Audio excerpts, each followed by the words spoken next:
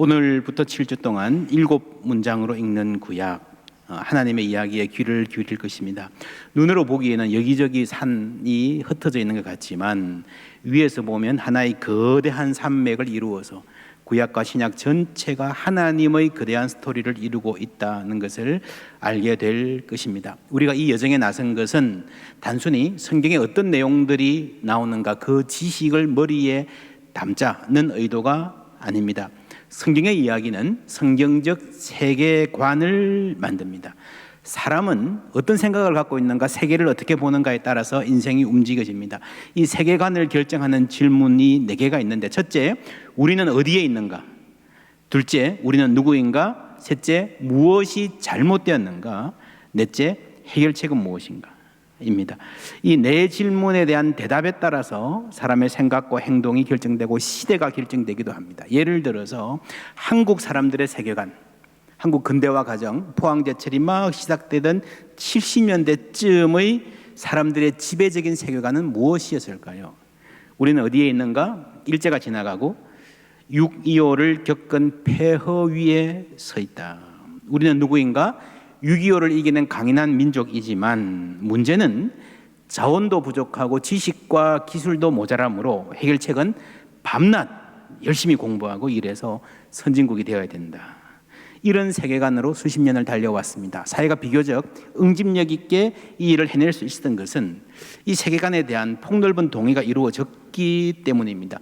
개인의 세계관도 비슷합니다. 한 아버지가 생각합니다. 아들의 삶에 대해서 우리는 어디에 있는가? 공부 못하면 사람 취급 못 받는 세상에 산다. 이 아들은 누구인가? 아버지 닮아서 공부 머리는 있다. 문제는 뭔가? 놀자고 하는 친구가 많고 그래서 문제다. 해결책은 뭐겠어요? 친구들과 어울리지 않게 하고 공부에 집중하도록 만들어주면 이 아이의 인생은 빛날 것이다. 근데 아들은 달라요, 생각이. 우리는 어디에 있는가? 창조적인 사람이 승리하는 세상이다.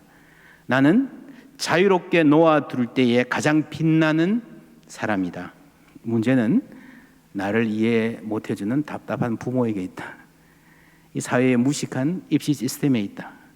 그렇다면 해결책은요, 이 아버지가 생각하는 해결책과 전혀 다른 방향으로 갈 것입니다. 그러니까 갈등이 안 생길 수가 없죠. 사람이 세계관은 바뀌기도 합니다. 직장에 속해 있다가 은퇴하고 나면요, 이 세상은 어떤 곳인가, 나는 어떤 사람인가 하는 생각이 완전히 바뀝니다. 청년들, 한국의 20대들, 아마도 30대들의 머릿속에 우리는 어디에 있는가, 최근까지의 대답은요, 헬조선이었습니다. 이 세상 어느 나라보다 한국이 살기 힘든 곳이라고 생각했어요. 근데 몇 개월 사이에 이 생각이 흔들렸습니다. 우리는 어디에 있는가는 이 첫 질문이 흔들리면요, 생각 전체가 바뀌고 내가 살아가야 될 방향이 바뀔 수 있습니다. 이 포스트 코로나 말을 많이 하는데 사실은 이 대목이 굉장히 중요한 변화의 대목입니다. 세계관. 이런 사람들 있지요. 그렇게 조심하자고 해도 술집에 가서 몰려다니고 클럽에 가서 술 마시고 춤추고 하는 사람들, 여러분 이해가 되십니까? 조금만 참고 조심하자 그러는데도요, 안 듣는, 지난 주말에도 많이 달려갔다 그러는데, 여러분, 그 사람들 머릿속에는 어떤 생각이 들어있을까요? 오늘 놀아야 할 것을 내일로 미루지 말자. 이런 생각이 꽉 차 있다면요, 말 안 듣습니다. 이런 생각의 이면에는 그들의 세계관이 있는 것입니다. 타락한 세계에는 타락할 수밖에 없는 세계관이 있고, 답답한 삶에는 답답한 세계관이 있고요. 여러분, 꼰대에게는 꼰대의 세계관이 있습니다. 꼰대가 아무리 꼰대 아닌 척 하려고 노력해도 그게 안 돼요. 생각이 그런데. 게으르고 무기력한 삶에는 그럴 수밖에 없는 세계관이 있습니다. 잔인한 사회에는요, 잔인한 세계관이 있습니다. 반면에 책임감 있게 사는 사람들, 세상의 빛과 희망이 되는 사람들에게는 그럴 수 있는 세계관이 자리 잡고 있는 거예요. 하나님의 나라는 성경적 세계관을 가진 사람들을 통해서 정언됩니다. 오늘부터 시작하는 7주 동안 7문장으로 읽는 구약은 그 세계관 형성을 목표로 합니다. 이 책 5월 6일, 올해 5월 6일에 출판된 책입니다. 나온 지 한 달도 안 된 책이에요. 우리가 이렇게 이걸 빨리 하는 이유는 많은 교회들이 또 관심 가지고 물어보고 이러는데요. 우리 교회는 이 교육자들이 계속 공부하고 연구하면서 이런 종류의 책을 간절히 기다려 왔습니다. 그래서 제가 출판 소식을 아주 미리 전해듣고요, 준비했는데 이 책이 성경의 내용을 잘 요약해서 제시해 줄 뿐 아니라 우리의 세계관 형성에 도움을 주는 책입니다. 여러분, 책을 사셔서 꼼꼼히 읽으시면 큰 도움이 될 것입니다. 안 사셔도 좋습니다. 이 요약집을 만들었습니다. 7주일 동안에는 주보에 설교 요약 따로 실지 않고 이걸로 요약 대신합니다. 여러분 꼼꼼하게 읽으시고요, 잘 소화하십시오. 이 안에 보시면 괄호들이 있습니다. 이 괄호들은 부분적으로는 설교 시간에 다루어질 것이고 사랑방 모임을 통해서 전부 다 여러분 채워 넣으실 수 있습니다. 사랑방 모임 하기 조금 부담되기도 하는데요, 지혜롭게 사랑방별로 적절한 방법으로 나누고 공부하시면 좋겠습니다. 이번 기회가 성경의 세계관을 갖추는 계기가 되기를 바랍니다. 오늘은 창세기 1장부터 11장까지를 중심으로 출발합니다. 첫째 질문, 우리는 어디에 있는가? 함께 읽습니다. 태초에 하나님이 천지를 창조하시니라. 땅이 혼돈하고 공허하며 흑암이 깊음 위에 있고 하나님의 영은 수면 위에 운행하시니라. 하나님이 이르시되 빛이 있으라 하시니 빛이 있었고 빛이 하나님이 보시기에 좋았더라. 아멘. 우리는 하나님이 지으신 세상에 살고 있습니다. 선한 세상입니다. 왜냐하면 첫째로요, 선한 하나님, 선하신 하나님이 지었으니까 선합니다. 여러분 악한 사람이 하는 일은요 악합니다. 선한 분이 하는 일은 선해요. 이 세계는 선합니다. 이 세계가 본질적으로 선하다는 말은요 당연한 말 같지만 굉장한 무게가 있는 말입니다. 옛날 사람들은 대부분 자연을, 세상을 겁내면서 살았습니다. 이곳 포항, 영덕, 울산 이런 지역도 어촌이잖아요. 대대로 그랬을 거예요. 바다에 풍랑이 몰아치면 용왕님이 노하셨나 벌벌 떨고 제사 지내고 자연의 노예가 되어 살았습니다. 위축된 마음, 불안한 마음으로 사는 거예요. 여러분 어떤 세계관을 갖고 있습니까? 자녀에게 어떤 세계관을 가르치셨습니까? 부모에게 어떤 세계관을 물려받으셨습니까? 그런 거 없는데요. 세계관이란 말도 몰랐는데요. 아니에요. 야, 이 세상은 눈 감으면 코베 가는 세상이에요. 세상에 아무도 믿을 사람이 없어. 이런 말들이 세계관을 담고 있고 전하고 있습니다. 말로 하지 않아도 부모가 삶을 헤쳐가는 태도가 자녀의 세계관을 형성하는 거예요. 옛날에는 바다의 신을 섬기고 하늘의 별의 신, 달의 신, 구름 신, 태양 신, 나무 신을 섬기면서 사람들이 그 우상 밑에서 살았습니다. 여러분 세상에 많은 신들이 있다고, 그들이 움직인다고 보는 세계관이 있고요, 세상에는 아무 신도 없고 물질이 전부 다는 세계관도 있습니다. 세상은 본질적으로 악하다는 세계관이 있습니다. 혹은 이 선과 악이 두 개로 크게 나누어져서 투쟁하고 있다. 세계의 운명이 이 싸움에 따라서 어떻게 될지 모른다라고 하는 그런 세계관도 있습니다. 이원론이라고 하죠. 성경은 이 모든 것과 다릅니다. 모든 것이 하나님께로부터 왔고 그러므로 본질적으로 선하다. 이 책에 이런 말이 나옵니다. 창조세계가 선하다는 말은 우선적으로 창조세계가 우리에게 소중하다는 말이 아니라 너무 아름다워요 이게 아니고요, 하나님이 이 창조세계를 귀하게 여기시며 어떤 목적, 즉 하나님의 목적에 맞게 창조되었다는 말이다. 세계가, 이 창조세계가 선하다는 말은요 그 기원에 있어서 선하신 하나님이니까 선하고요, 그 목적에 있어서 선한 하나님의 선한 목적을 갖고 있기 때문에 선한 것입니다. 그 목적을 향해서 가고 있는 것입니다. 이 선한 목적이 무엇인가 앞으로 계속해서 살펴보겠지만 오늘은 일단 이 구절을 보십시다. 시편 19편 1절부터 함께 읽습니다. 하늘이 하나님의 영광을 선포하고 궁창이 그의 손으로 하신 일을 나타내는도다. 날은 날에게 말하고 밤은 밤에게 지식을 전하니 언어도 없고 말씀도 없으며 들리는 소리도 없으나 그의 소리가 온 땅에 통하고 그의 말씀이 세상 끝까지 이르도다. 아멘. 예. 주 하나님 지으신 모든 세계, 그죠? 하늘의 별 울려 퍼지는 내성, 주님의 권능 우주에 찬네. 온 우주가 하나님을 찬양한다는 찬송이 성경에도 나오네요. 여러분, 이교도의 세계관에서 하늘의 별과 다른 신이에요. 그러나 성경에서는 피조물입니다. 그러니까 성경의 진리를 아는 사람들은요, 이 자연 현상 앞에서 벌벌 떨 필요가 없습니다. 이 시편 19편은 이 모든 우주 만물이 마치 하나의 합창대처럼, 오케스트라처럼 함께 하나님을 찬양한다고 합니다.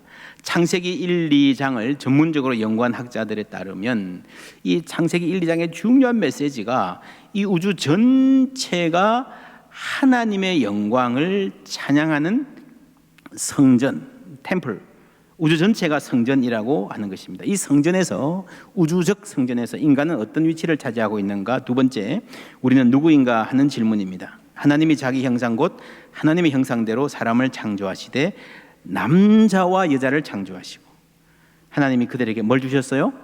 복을 주시며, 기본적으로 선한 의도입니다. 하나님이 그들에게 이르시되 생육하고 번성하여 땅에 충만하라, 땅을 정복하라, 바다의 물고기와 하늘의 새와 땅에 움직이는 모든 생물을 어떻게 하라고요? 다스리라. 인간은 하나님의 형상으로 지음받았고 모든 만물을 다스리라는 명을 부여받았습니다.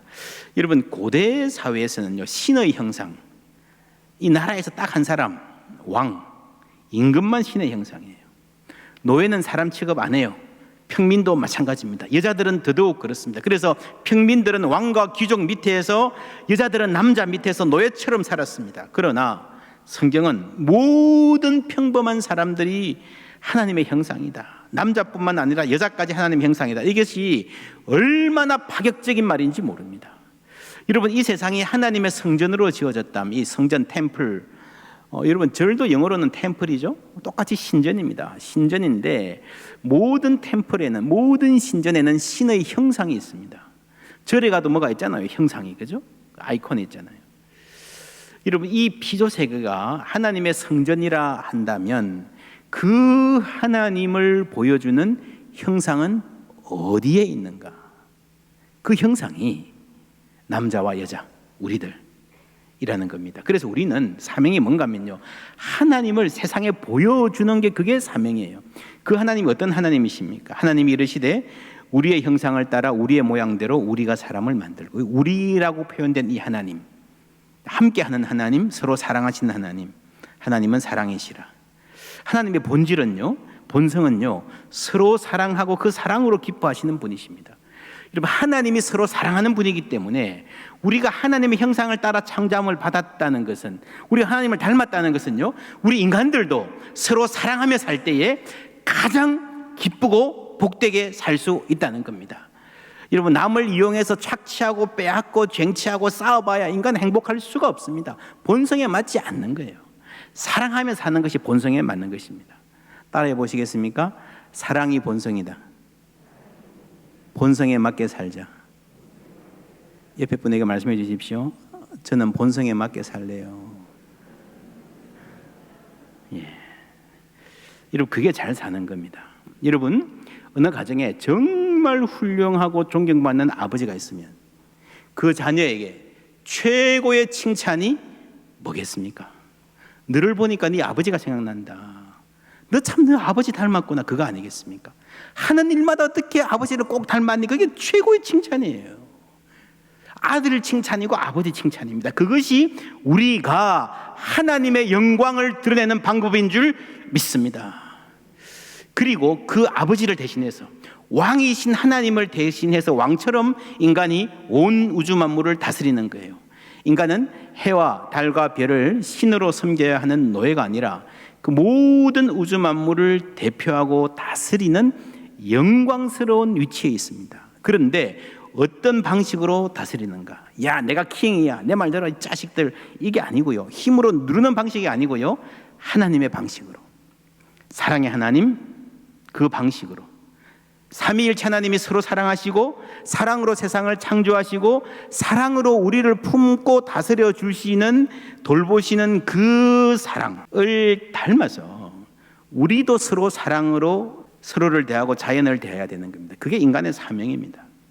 마가렛 미드라고 하는 유명한 문화인류학자가 있습니다. 이 학자에게 어떤 학생이 질문했습니다. 선생님, 인류가 문명을 가졌다는 최초의 증거는 무엇입니까? 무엇 같아요?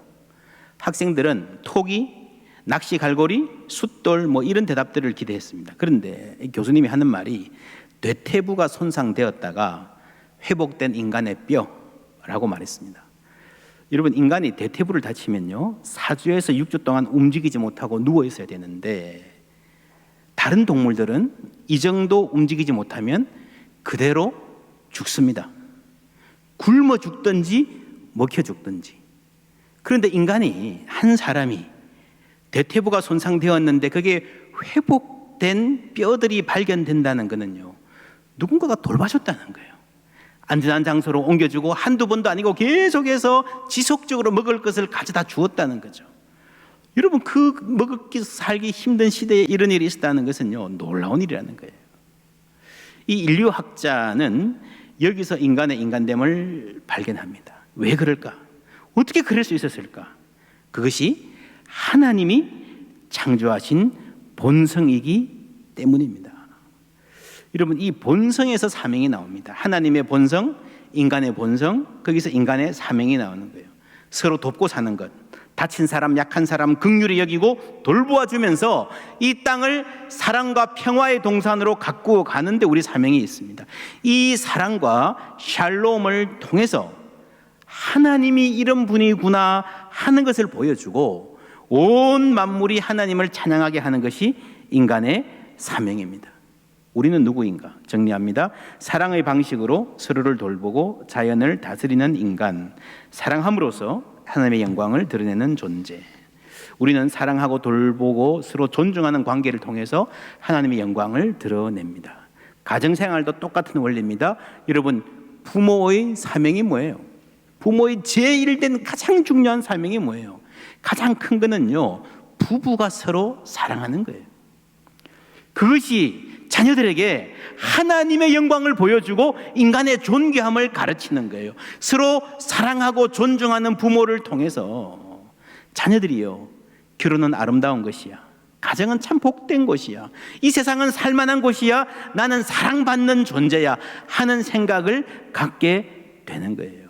여러분, 부모는 하나님의 대리자입니다. 이 자녀에게 하나님의 다스림과 돌보심을 대신하는 사명을 받았습니다. 그것이 부모의 다스림이고요, 요즘 말로 하면 리더십입니다. 지난 10여 주 동안에 우리 임직자 교육 참 열심히 했습니다. 전체의 주제, 가장 중요한 주안점은 우리의 부모됨, 우리의 인간됨이 장로됨, 권사됨, 안수지사님됨과 같은 선상에 있다는 거예요. 이게 특별한 다른 게 아니라 한 인간으로서, 한 부모로서, 한 그리스도인으로서 신실하게 살아가는 삶을 우리에게 하나님이 주셨습니다. 그래서 인간의 다스림은, 그 리더십은요 나의 영광을 위해서가 아니라 하나님의 영광을 위한 것입니다. 하늘이 주의 영광 선포하고 온 세상이 하나님을 찬양한다면, 온 우주가 하나님의 영광을 찬양하는 오케스트라라면요 인간은 컨덕터, 지휘자입니다. 다시 정리하면 인간은 우주라는 성전에서 하나님의 형상이자 하나님을 대신해서 세상을 다스리는 대리 통치자, 사랑의 통치자이며, 이 통치를 통해서 만물이 하나님을 찬양하고 예배하게 하는 지휘자 혹은 예배를 주관하는 제사장입니다. 하나님의 선한 의도로 창조된 세계에서 인간이 이렇게 영광스러운 지위와 중요한 사명을 부여받았는데 문제가 생겼습니다. 세 번째 질문, 무엇이 잘못되었는가? 인간의 죄입니다. 여러분, 이 책을 봐도요 사람이 죄를 지으면서 전적으로 타락했다고 했는데, 이것은 네 가지 영역에서 타락했다라고 설명할 수 있습니다. 첫째는 영적인 타락, 하나님과의 관계 단절, 영적인 피폐함, 영혼이 어두워진. 여러분, 인간이 경험하는 많은 심리적인 문제들이 영적인 뿌리를 두고 있습니다. 둘째는 육체적 타락입니다. 인간의 육체가, 하나님이 창조하신 이 인간의 육체가 본래 이렇게 시원찮고 병에 잘 걸리고 골골하고 깨어지기 쉬운 게 아니었는데, 인간의 타락으로 말미암아 인간이 참으로 연약한 육체로 살아가게 되었습니다. 더 심각한 것은요 지적인 타락이에요. 인간의 판단이 흐려지고 어두워졌습니다. 여러분, 많은 사람들이 그래요. 자기 발로 자기가 망할 길로 가요. 글로 가면 안 되는데 자꾸 인생을 그쪽으로 갑니다. 뭐가 잘못됐습니까? 발이 잘못됐습니까? 아니에요. 생각이 잘못된 거예요. 인간의 이성이, 판단력이, 지성이 타락해서요, 자기가 망할 길로 가는 어리석은 삶을 살고 있는 겁니다. 그래서 인간은 누가 벌 주지 않아도요, 죄를 지으면 일부러 하나님이 때리지 않아도요, 자기 죄값으로 스스로 망하는 길로 갈 수밖에 없습니다.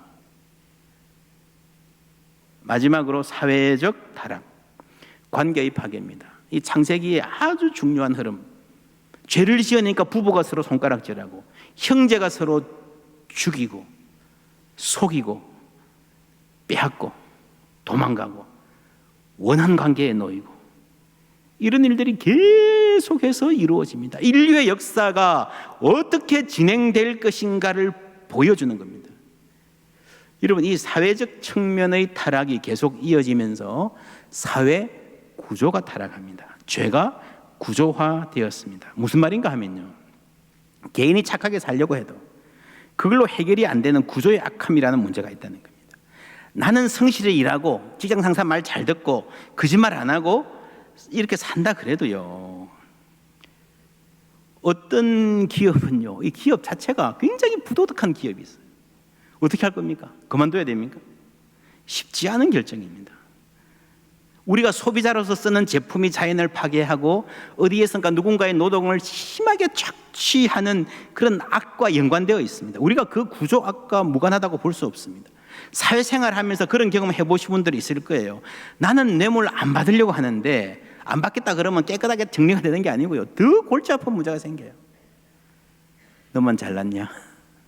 너 왜 그렇게 말썽 부리냐? 그런 어떤 사설, 이 관행, 문화, 구조, 이 구조화된 악이 있습니다. 여러분, 구약 성경 모세가, 우리가 세 번째 시간에 모세 공부할 텐데, 바로의 왕자였어요. 오랜 광야 생활을 거치고 이스라엘 가가지고 10가지 재앙, 홍해, 광야 생활 그렇게 고생하면서 난리치고 백성들을 해방한다 그랬는데, 여러분, 백성들을요 그냥 정치적으로 해방하는 게 목적이면 그런 생각 안 해보셨어요? 내가 하나님이면 그냥 이 모세를 바로 시키면 되잖아요. 모세를 이집트 왕으로, 왕자까지 만들었는데 못하겠습니까? 시켜놓아서 선한 바로, 착한 왕, 착하고 명민한 플라톤이 말한 철학자 같은 군주, 그 이집트 그렇게 만들면 되죠. 뭘 그렇게 광야까지 가가지고 고생하고 난리치고 그렇게 합니까? 그들로 안 되는 구조악이라는 게 있다는 겁니다. 모든 사회 구조 안에, 조직 안에, 정부와 회사와 이 조직화된 사회 안에요, 사회 전체의 문화와 관행 안에, 이데올로기 안에 악이 있습니다. 대체로 권력이 크고 많을수록 타락할 가능성은 더 커집니다. 지난 몇 해 동안에 세계를 뒤흔들고 있는 이 미투, 이거는 성의 문제가 아닙니다. 남성과 여성의 문제가 아니에요. 권력의 문제예요. 힘을 가진 사람이 힘없는 사람을, 높은 사람이 낮은 사람을 해고할 수도 있고 인사상의 불이익을 줄 수도 있는 권력이, 그 권력을 가진 사람이 약자를 억압하는 거예요. 여기에 여러분, 이 복잡하게 얽힌 권력의 문제, 개인이 착하게 살면 해결될 것이다, 그 이상의 이 구조, 사회 구조 속에 침투해 있는 악과 사탄의 문제가 있는 것입니다. 죄는 옆으로 퍼지고 구조화되고 밑으로 퍼집니다. 자손에게 전달되고요, 세대를 거듭할수록 더 심해집니다. 4장 16절에 보면요, 가인이 여호와 앞을 떠나서 에덴 동쪽 놋 땅에 거주하더니 아내와 동침하며 그가 임신하여 에녹을 낳은지라. 가인이 성, 우리말로는 성이지만 영어 성경에 보면 seed라고 되어 있습니다. 도시, 건설. 그의 아들의 이름으로 성을 이름하여 에녹이라 하니라. 에녹이 이랏을 낳고 이랏은 모야엘을 낳고 모야엘은 머드사엘을 낳고 머드사엘은 라멕을 낳았더라. 라멕까지 왔습니다. 라멕이 두 아내를 맞이하였으니 하나의 이름은 아다요 하나의 이름은 실라였더라. 아다는 이게 일부 다처의 출발이죠. 아다는 야발을 낳았으니 그는 장막에 거주하며 가축 치는 자의 조상이 되었고 목축의 출발. 그의 아우의 이름은 유발이니 그는 수금과 퉁소를 잡는 모든 자의 조상이 되었으며 음악, 예술, 문화의 출발. 실라는 두발가인을 낳았으니 그는 구리와 쇠로 여러 가지 기구를 만드는 자요 두발가인의 누이는 나아마였더라. 수공업, 산업, 그렇죠? 생산의 출발. 여기서 문명이 출발합니다. 성을 쌓았다, 시티, 도시를 만들었다. 근데 이거를 잘못 읽으면요, 가인의 후예가 죄를 짓고 가인이 가서 도시를 만들었으니 도시는 악이다, 도시는 100% 악 덩어리다 라고 말할 수 있습니다. 그러면 이게 어떻게 가는가 하면요, 이렇게 자연으로 돌아가자. 그렇죠? 이렇게 내추럴리즘, 이게 자연적인 생활을 해야 된다. 뭐 서양에도 그런 거 많죠. 월든 이런 것도 그렇고요. 종교들도 그렇습니다. 그래서 많은 종교들이 속세를 떠나서 자연으로, 산으로, 시골로 가서 깨끗하게 살면서 뭔가 순수를 추구하고 싶어 합니다. 근데 여러분, 성경의 견해는 그렇지 않습니다. 여러분, 도시 생활을 떠나서 전원으로 가면 그 죄를 해결할 수 있을까요? 여러분, 자연은 타락하지 않았습니까? 여러분, 이 책을 보시면요, 7문장으로 읽는 구약 보시면 땅도 타락했다. 땅의 주제를 굉장히 잘 다루고 있습니다. 그리고요, 사람도 그래요. 여러분, 시골 가면 인심이 순박해서 갈등 없이, 죄 없이 살 수 있을까요? 그럴까요? 여러분, 시골 가도요, 참 거시기한 일들 많습니다. 타락에서 예외가 아닙니다. 반대로 도시도, 이 도시에도요, 선하신 하나님이 포기하지 않으시고 일하시는 부분들이 있습니다. 문화와 예술도 마찬가지예요. 예술을 잘못 믿으면 음악, 미술, 문화 이런 부분에 대해서 적대적이 될 수 있습니다. 여러분, 물론 인간의 모든 문화가 타락의 여지가 있지만 그 안에 창조의 아름다움이 남아 있는 거예요. 그리고 그리스도인들이라고 맨날 찬송만 불러야 되고 다른 음악 들으면 안 돼 라고 한다든지, 뭐 세속 영화나 드라마, 물론 조심해야 될 나쁜 문화가 많지만 그런 문화의 영역을 선을 그어서 다 거부해버린다라고 하든지 하는 것은요, 성경을 잘못 읽고 성경을 잘못 해석한 세계관의 문제입니다. 그러니까 그리스도인들이 자꾸 세계가 좁아지는 거예요. 교회 안에만 문화적으로 갇혀 있는 거예요. 그게 여러분 성경적인 태도가 아닙니다. 물론 죄의 심각성, 죄의 편만성을 우리가 잘 염두에 둬야 됩니다. 죄는 대를 거듭해서 밑으로 내려갈수록 점점 커집니다. 여러분, 아담과 하와가 선악과를 먹고요, 책임 회피하고 서로 싸웠어요. 어떻게 싸웠습니까? 아담과 하와가 어떻게 싸웠어요? 말로 싸웠죠. 저 나쁜 여자예요. 저 남자 골치 아파요. 저 사람이 잘못이 더 커요. 그런데요, 그 죄가 한 대를 내려가니까 가인과 아벨 어떻게 싸웁니까? 죽이잖아요. 이 죄가 한 번 들어오면 어떻게 증폭이 되는가를 보여주는 정말 심각한 예입니다. 이게 인생입니다. 역사입니다. 23절에 라멕이 아내들에게 이르되 아다와 실라여 내 목소리를 들으라. 라멕의 아내들이여 내 말을 들으라. 나의 상처로 말미암아 내가 사람을 죽였고 나의 상함으로 말미암아 소년을 죽였도다. 가인을 위하여는 벌이 7배일진데 라멕을 위하여는 벌이 77배 이리로다. 나의 상함을 말미암아 내가 소년을 죽였다. 무슨 말인가 하면 누가 나한테 해를 끼쳤는데 죽여버린 거예요. 조금 해를 끼치는 것 같아요. 그러면서 하는 말이 가인을 위하여 벌은 7배인데 나를 위해서는 77배다. 여러분, 가인을 위해서 벌이 7배라는 것은 하나님이 해주신 말이에요. 하나님은 스스로 말합니다. 무슨 말입니까? 나를 조금만 건드려도 가만두지 않겠다는 거예요. 그렇게 사람을 죽여놓고 얼마나 뻔뻔하게 잘났는지 여러분, 성경에 보면요, 가인은요 동생을 죽이고 나서도요 그래도 고민이 있었어요. 고민하고 고통하는 그런 모습을 얼굴은 보여줘요. 그래도 살인자여도. 그런데 이 살인자는요 얼마나 뻔뻔한지, 이 죄가 들어서 몇 대를 내려가면 그렇게 돼요. 이런 우리 인생에 죄가 들어오면 시간이 지나면 그게 점점 커질까요? 작아질까요? 시간이 지나면 해결되고 잊혀지고 그럴까요? 이 죄가 한 사람에게 들어오면 그게 커집니까? 작아집니까? 바늘 도둑이 뭐가 돼요? 왜 그래요? 죄라는 게 커지는 성향이 있습니다.